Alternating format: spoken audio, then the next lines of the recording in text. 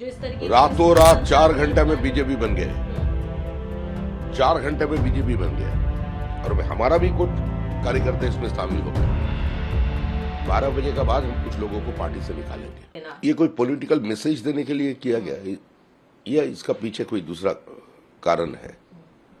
Political vendetta है?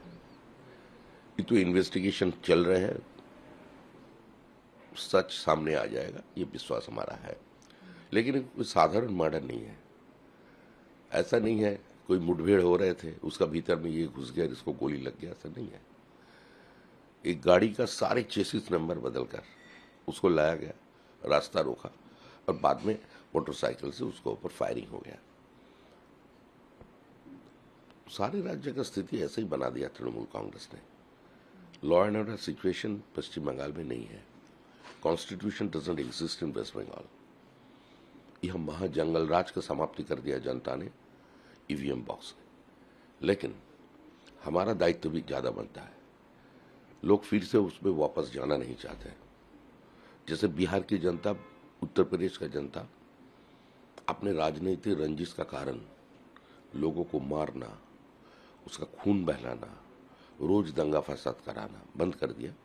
इधर भी हमको वो करना है, जनता की अपेक्षा है और हम लोग आने वाला 7 दिन में ये काम करके दिखाएंगे। ये जो मर्डर हुआ, आपसे बात हुई है पुलिस अधिकारी की, या फिर किस तरीके से आप लोग जो जांच और तमाम प्रक्रियाओं को आगे देख रहे हैं, क्या कुछ आप लोगों की तरफ से स्टेप लिए जा रहे हैं इस पर? देखिए, कल मेरा साथ से एसपी का बात हुआ। एक डॉक्टर ने हमें पहले फोन किया, फोन करके बताया जो 2 गोली इसको सीने पे लगा हुआ है, एक गुजर गया और एक का हालत नाजुक है, हम उसको दूसरी जगह ट्रांसफर करने का सलाह दिया है। तो उस समय शुभेंदु अधिकारी का भी जानकारी नहीं था, वो रास्ते में था, पहुंच रहे थे।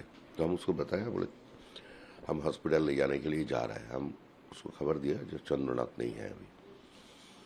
तो ये तो बहुत बड़ा शॉकिंग है हमारे लिए।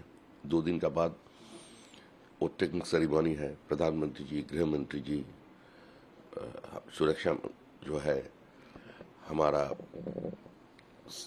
प्रतिरक्षा मंत्री, सभी लोग यहाँ आ रहे हैं, 20 राज्य की मुख्यमंत्री आ रहे हैं। तो ऐसे समय पर ऐसा घटना हम लोगों को थोड़ा और दूसरा तरीके से सोचने के लिए बात कर रहे हैं।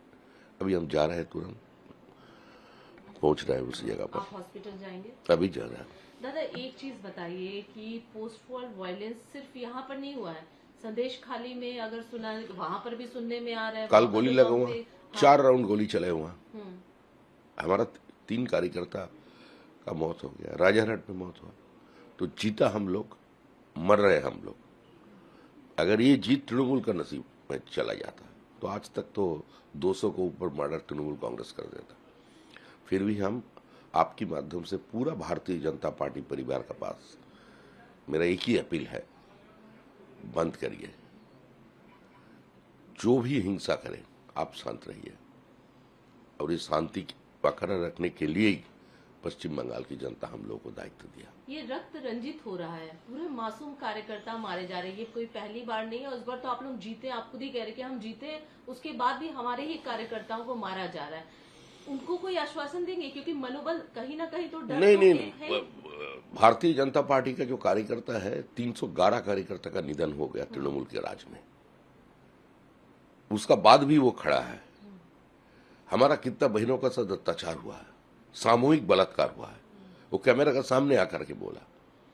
अब मुर्शिदाबाद की इंसिडेंट देखिए, तृणमूल कांग्रेस का एमएलए आज इंडिपेंडेंट लड़ा, वो तो नाटक है। ये मुख्यमंत्री एक डिवाइसिव पॉलिटिक्स का मैसेज दे रहे हैं।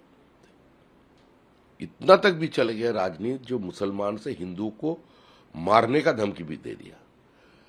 तो ये क्यूमुलेटिव इफेक्ट है, इसी के कारण ऐसा हुआ। आज कुछ घंटे ही है उस सेरेमनी में और उसके तमाम जो बड़े नेता है, इवन प्रधानमंत्री, तमाम लोग यहाँ पर होंगे। एक कंसर्निंग विषय हो गया है, ये बहुत ही चिंताजनक विषय है, सेंसिटिव माहौल है ये।